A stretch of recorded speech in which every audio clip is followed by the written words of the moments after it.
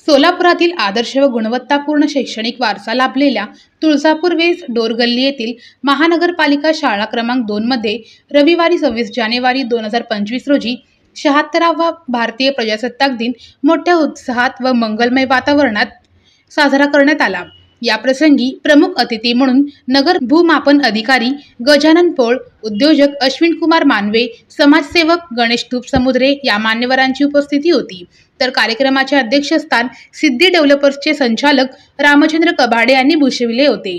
कार्यक्रमाच्या प्रारंभी भारतरत्न डॉक्टर बाबासाहेब आंबेडकर यांच्या प्रतिमेस अभिवादन करण्यात आले।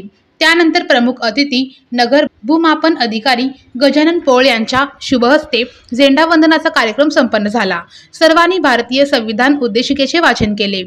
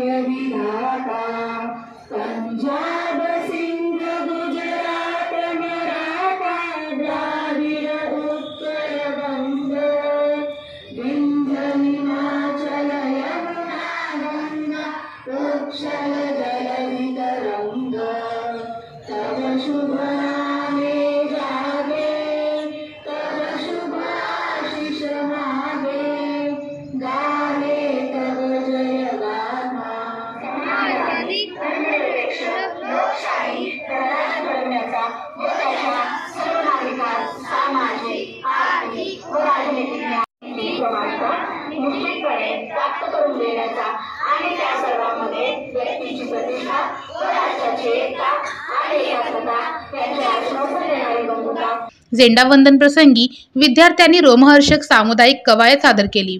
त्यानंतर विद्यार्थ्यांना प्रमुख अतिथींच्या शुभ हस्ते खाऊ वाटपाचा कार्यक्रम संपन्न झाला। शाळेच्या मुख्याध्यापिका संगीता जाधव यांनी आपल्या मनोगतातून शाळेच्या शैक्षणिक प्रगतीचा आढावा सांगितला। काही एकल पालक आहेत तर काही पालक मजुरी करूनच त्यांचा उदरनिर्वाह चालत असतो, त्यामुळे त्या मुलांकडे त्यांचं फारसं लक्ष नसतं। त्यामुळे सगळं जो काही लक्ष देणं, अभ्यास असेल किंवा इतर काही ज्या त्यांना आवश्यक असणाऱ्या गोष्टी असतील त्या सर्व काही आम्ही शाळेतनं आमच्या परीनं पुरवण्याचा प्रयत्न करतोय। यांना नेणे आणण्याचा सुद्धा खर्च म्हणजे आमची महापालिकेची बस या मुलांना आणते, नेते आणि त्यांचा इतर काही जे वह्या असतील, पुस्तक, गणवेश आम्हाला शासन देते। पण बाकीच्या ज्या लागणाऱ्या गोष्टी असतात त्या सर्व आम्ही इतर कोणाच्या देणगीदारांच्या लोकसहभागाच्या माध्यमातून आणि आमच्या गणेश शिंदेच्या माध्यमातून तसेच कबाडे सरांचा आहे, त्यांचे जसं काही आमचं पालकत्वच आमच्या शाळेचं आहे ते म्हणजे आमचे कबाडे सर। काहीही असू दे त्यांना सांगितलं की सर कशालाही नकार देत नाही आणि मुलांसाठी स्वतः प्रेरणेनं सर्व काही मदत सहकार्य आम्हाला या शाळेला सतत करत असतात। विविध कला, क्रीडा, सांस्कृतिक स्पर्धेमध्ये यश संपादन केलेल्या विद्यार्थ्यांचा प्रमुख अतिथींच्या शुभ हस्ते यथोचित गुणगौरव करण्यात आला। शाळेतील विद्यार्थ्यांनी आपल्या भाषणातून भारतीय प्रजासत्ताक दिनाचे महत्त्व कथन केले। Republic Day of our country, Republic Day is the national festival of our country on 26 January 1915. The Constitution of India come into force Constitution। आप सभी को गणतंत्र दिवस की ढेर सारी शुभकामनाएं। आज हम 76वां गणतंत्र दिवस मना रहे हैं। गणतंत्र दिवस हमारे भारत देश का एक राष्ट्रीय त्योहार है। 26 जनवरी 1950 को हमारे भारत देश का संविधान लागू हुआ था। विविधतेत एकता आहे आमची शान, म्हणूनच आहे आमची देश महान। आज 26 जानेवारी आपण प्रजासत्ताक दिन म्हणून साजरा करत आहोत। 26 जानेवारी 1950 मध्ये संविधान लागू झाला। नन्हे मुन्ने बच्चे रात मारे कच्चे, उनके हम सच्चे, वादे प्रेम पक्के, हम भी साथ में जाएंगे, सीने पे को लिखाएंगे, मर जाएंगे, मिट जाएंगे। प्रमुख अतिथींनी झेंडा वंदनानंतर शाळेतील डिजिटल मॉनिटर या अत्याधुनिक संगणक प्रणालीच्या उपक्रमाची पाहणी केली। प्रमुख अतिथी नगर भूमापन अधिकारी गजानन पोळ यांनी आपल्या मार्गदर्शनपर भाषणातून आपल्या शालेय शिक्षणाच्या जुन्या स्मृतींना उजाळा दिला। आपले शिक्षण नगरपालिका शाळेत असल्याचे सांगून त्यांनी विद्यार्थ्यांनी उच्च शिक्षण घेऊन परिवाराची व समाजाची प्रगती साधावी, तसेच भावी काळात राष्ट्र निर्मितीमध्ये महत्त्वाची भूमिका बजवावी असे आवाहन केले। आज 76वा प्रजासत्ताक दिन साजरा करत आहे। या प्रसंगी आज देशभरात मंगलदायक वातावरण आहे।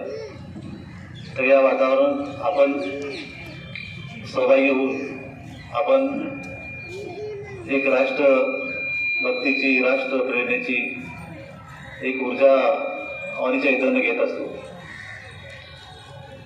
मुलांना मला सांगायला अभिमान वाटतं की मी पण त्या नगर परिषदेचा शाळेचा विद्यार्थी आहे।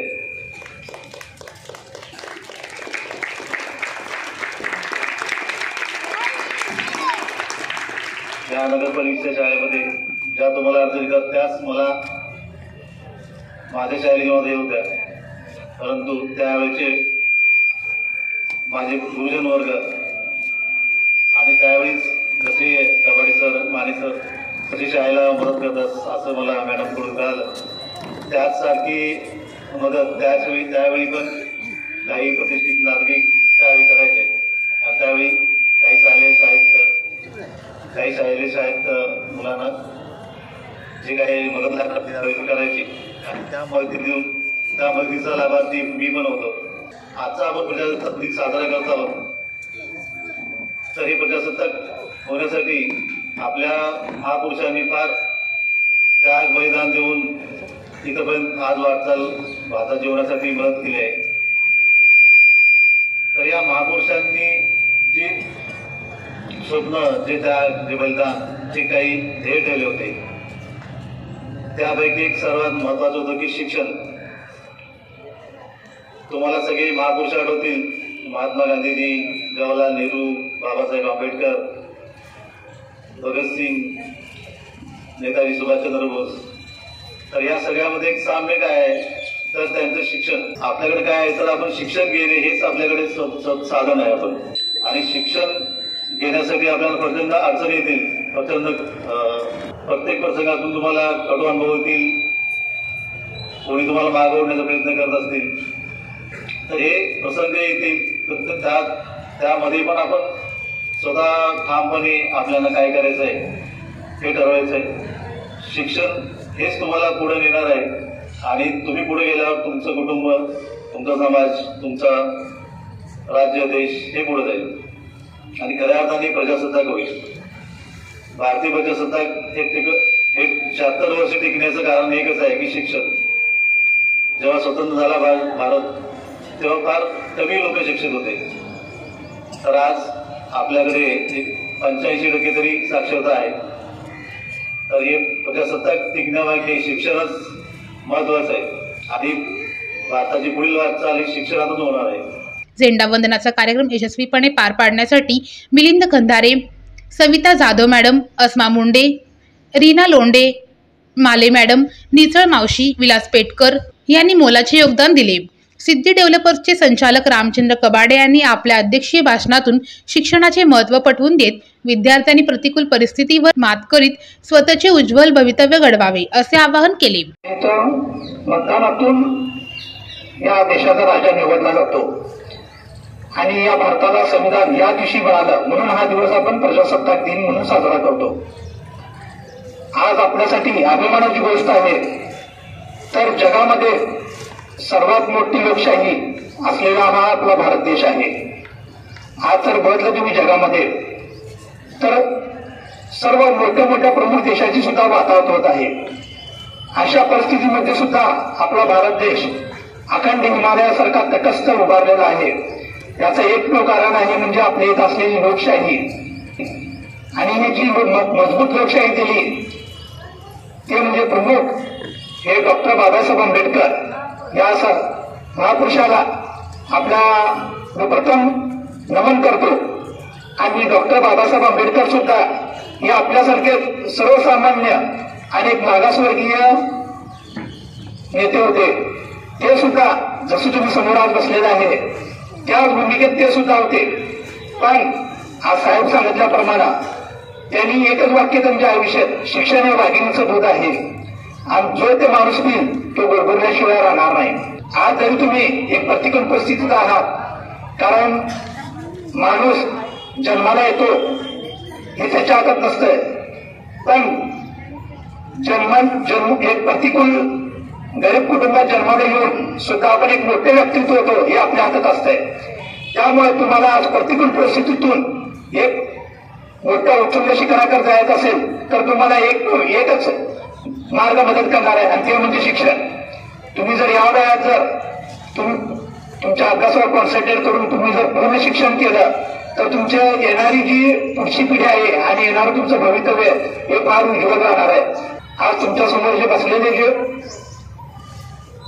प्रमुख पाहुणे आहेत त्यापैकी एक क्लास 1 अधिकारी आहेत उच्चस्तरीय की नगर भूमापन साहेब, हे एक आदर्श ठेवण्यासारखं काही व्यक्तिमत्व आहे.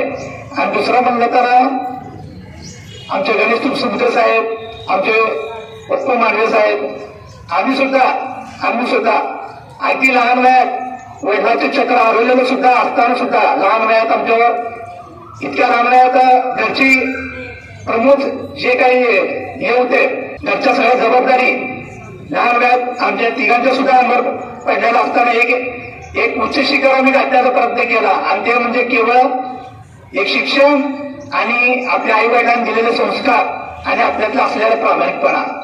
प्रसिद्ध उद्योजक अश्विन कुमार मानवे नेहमीच सामाजिक बांधिलकीतून विविध सामाजिक व विधायक उपक्रमाद्वारे समाजसेवा करण्यामध्ये अग्रेसर असतात. त्यांचे कार्य कौतुकास्पद व आदर्शवत आहे. आज झेंडावंदनाचा कार्यक्रम चांगलाच रंगतदार व संस्मरणीय ठरल्याचे दिसून आले.